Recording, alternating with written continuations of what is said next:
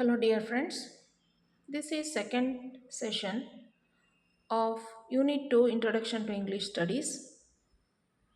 Literary Terms and Linguistic Competence Part. As a continued part of the first session, here also we will explore some of the other figures of speech.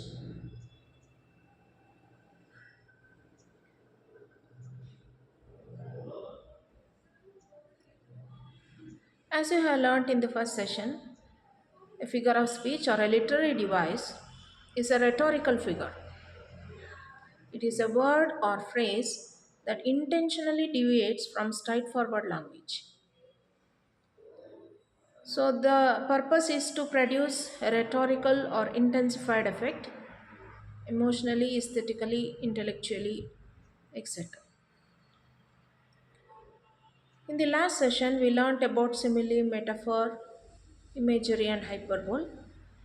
As a continued part, we will learn in this session alliteration, assonance, rhyme, and meter. They come in variety of ways, figures of speech. The aim is to use the language imaginatively to accentuate the effect of what is being said. Alliteration in poetry is the repetition of a consonant sound at the beginning of words that are close together. It is a literary device where closely connected words start with the same consonant sound. They create a musical effect and enhance the rhythm and mood of the lines. They are used to create lyrical or rhythmic effect. They help to emphasize key ideas and enhance the overall mood and imagery of a poem.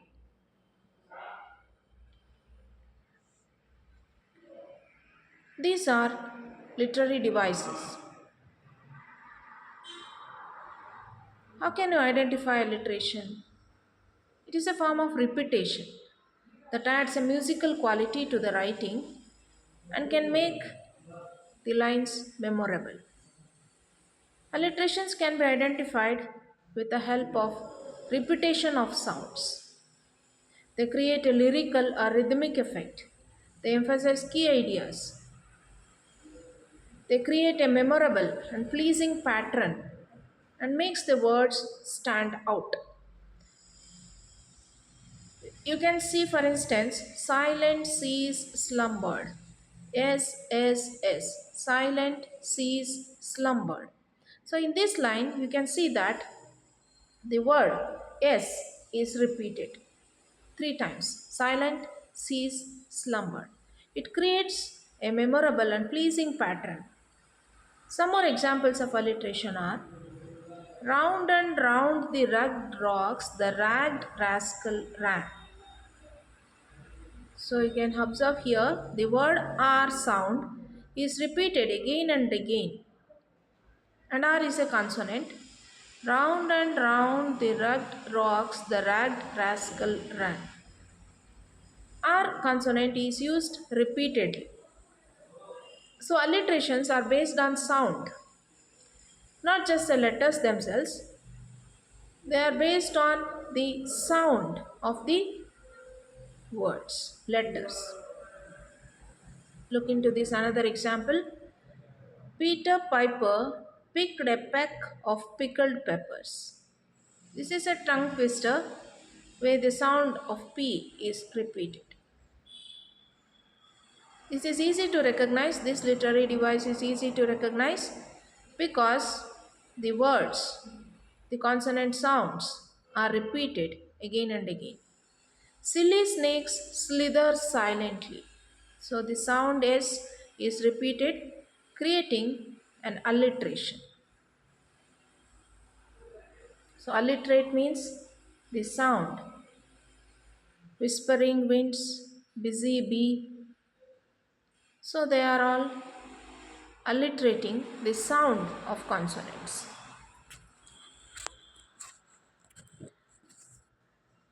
They are used commonly in slogans, in brand names, and everyday speech.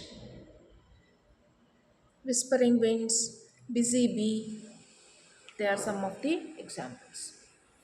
Now let us move on to the other literary device of sound.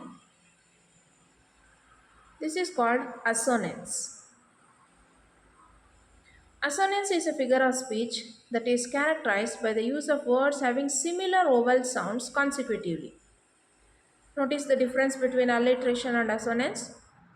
In alliteration, the sound of a consonant is repeated again and again, whereas in assonance, the sound of a vowel is repeated consecutively. It is a variation of alliteration. It is the repetition of vowel sounds within nearby words, creating a musical or echoing effect. So it is not like a rhyme. Unlike rhyme, assonance focuses on vowel sounds. Go slow on the road. See, for example, here the vowel sound O. Go slow on the road. O, O, O. Go slow road. So the vowel sound is repeated here. The Oxford Learner's Dictionary defines the term assonance as the effect created when two syllables in word that are close together have the same vowel sound but different consonants. So compared to alliteration, assonance is often more subtle and create a more gentle effect. Some of the examples we can look into it later. So why is assonance used? Assonance is used to create rhythm and then direct the audience attention to a particular set of words. Assonance is used to make the piece of writing look more vivid. It gives a tone and meaning to the words. They also emphasize the themes.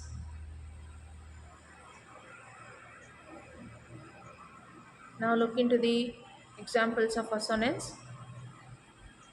They seem to like the green peas salad. So which vowel is repeated here? E. E. The sound of vowel E. E is a vowel and it has different sounds. For example, in the word they, it sounds like A. But in seemed, it sounds like E. They seemed to like the green in peas salad. Green peas, they seemed. So the word repeats the vowel sound of letter E. And you should remember each vowel has multiple sounds, multiple vowel sounds. A, E, I, O, U. These vowels have multiple sounds and these sounds are repeated to create a more gentle effect. It emphasizes certain ideas and it draws the attention of the reader. It highlights particular themes. Another example is tiger, tiger, burning bright in the forests of the night. So the repetition of the I sound, tiger, tiger, burning bright in the forests of the night. So assonance can be applied here. I sound is repeated in these lines. Another example is a host of golden daffodils. A O of gold daffodils. O. The repetition of the O vowel sound is an example for assonance. Now let us move on to other literary device which is termed as meter. So in poetry contains many elements that gives it a structure. Meter is one such. It lends structure to a poem. It is the rhythm of the language in the poem. So how can we analyze the meter of the poem? It is important to know about the number of feet in a poem. So, what is a feet? How can you identify the meter of the poem? Let us learn. So, meter, they refer to the rhythmic structure of the line. They are determined by the patterns of stressed and unstressed syllables. Dear students, it is very important to understand the basics of language here. Linguistic analysis is very important here. You should know about what is a syllable, what does it mean that it is stressed or it is unstressed, phonemes, sounds, single syllable, that and all you should learn. And what is a stressed one, what is the unstressed one. So all these are essential to learn to identify the meter. So meter has to do with the underlying beat or pulse that the poem has in it. It reflects the sound and flow of the beats of the language. Meter is the organizing principle of rhythm in poetry. So it is often described in terms of feet. So one feet means a group of stressed and unstressed syllable. So meter is determined by the number of feet in a line. How many stressed and unstressed groupings are there in a line determines what type of feet these lines have. So lines of poetry are often divided into metrical feet. So feet is very important. They are units of stressed and unstressed syllables. There are many patterns of these stressed and unstressed syllables. These feet are usually called iambs. Iamb, one iamb means one unstressed syllable followed by stressed one. For example, in the word because, because there are uh, units, there are two syllables in this word because. E is one vowel, A is one vowel, last one E is silent, it need not be considered. So, for example, in the word because, Because, there are three vowels, the last vowel is to be ignored. So, there are two vowels, E and A. This word is divided into two units, because there are two vowels. So, it is the first one is unstressed, the second one is stressed. So, it is an iambic feet.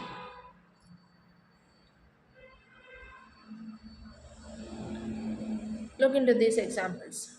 Some common types of feet used are iamb. Iamb means one unstressed followed by one stressed syllable. For example, in the word below, there are two vowels, E and O. So it has two units. How can you syllabify it? Each unit should have a vowel, and so the syllabification should happen after E. Below. The first one B is unstressed, whereas the second unit syllable LOW is stressed. So the feet of this type of words is iamb. The other type of feet is trochee. Here also in the word garden there are two vowels A and E. So there are two syllables. The first one is the stressed syllable ga, the second one is the unstressed. The reverse of iamb is trochee, garden. The third type of feet is spondy. Here both the syllables are stressed. For example, in the word hawk call, there are two vowels O and A. So there are two units. Both these units are stressed. So this is a spondy feet. The dactyl has one stressed syllable followed by two unstressed syllables. So there are in the word poetry, there are three vowels O, E and Y. Y is also considered a semi-vowel. So there are three syllables in this word poetry. The first syllable is stressed, but the other next two, A and tree, they are unstressed. So it is dactyl feet. The last one is anapest. Here, in the word intervene, there are four vowels I, E, E, E. The last vowel should be ignored. So there are three vowels. How can you syllabify it? Intervene. Identify the stress. The first two are unstressed syllable, whereas the last syllable is stressed. Such type of feet is called anapest. The meter of a line is described by the type and number of feet it contains. For example, if there are 5 iambs, it is called iambic pentameter. See, for example, if I say shall is unstressed, I stressed, come unstressed, pair stressed, the unstressed, two stressed, a unstressed, some stressed, unstressed, day stressed. So there are 5 units. Such a line is called iambic pentameter. Penta means 5. 5 units of iamb. Iamb is unstressed and stressed. Such units, 5 units of an iamb is called iambic pentameter. So meters, they are patterns of measured sound units recurring more or less regularly in lines of verse. If we say that a poet has written this sonnet in iambic pentameter, you should be able to recognize these iambs in the lines he has written, and they are repeatedly patternized. The pattern is repeated throughout the sonnet. This is very interesting to observe as a part of your classroom exercise, identifying the different types of feet and recognizing the meter. Now let us move on to the other rhetorical device, which is termed as rhyme. So rhymes are also structural elements. It is commonly used in a poem, and it is equally important like that of a meter. It imposes specific length and emphasis on a given line of a poetry. Rhymes, they are repetitions of syllables, and they are found at the end of a poem's line. Rhymed words, they share all sounds following the word's last stressed syllable. So rhyme is the poetic device which appeared first, and it is more familiar with the students.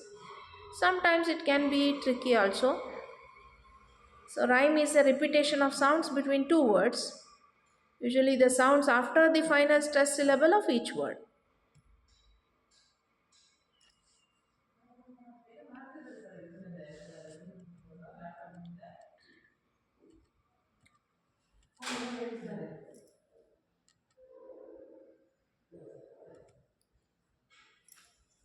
So if you can see, cat hat, they are rhymes.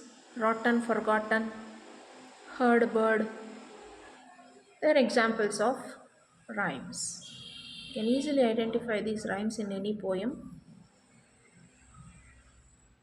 Some of the rhyme schemes often used by poets while analyzing these poems are: if the final syllable of a word is repeated alternatively, it is considered as an alternate rhyme.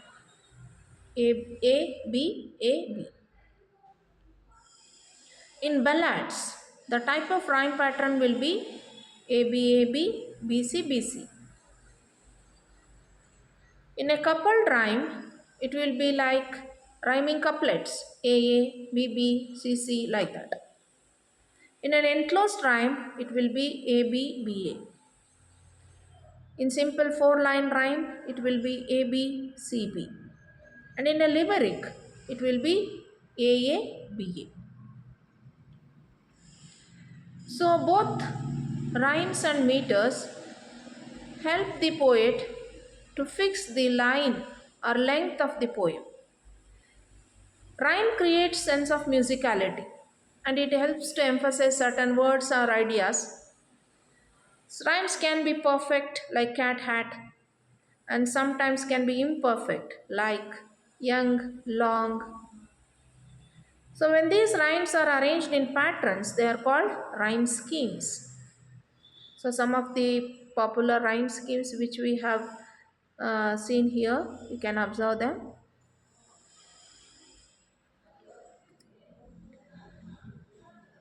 Now it is time to end this session. I think you are clear with the concept explained here. Some of these sound patterns and structural elements of a poem we have learned here. Assonance, alliteration, they give the effect of sound to the poem, musical quality to the poem, whereas meter and rhyme help us to understand the structure of the poem. Thank you for listening. Expect for more.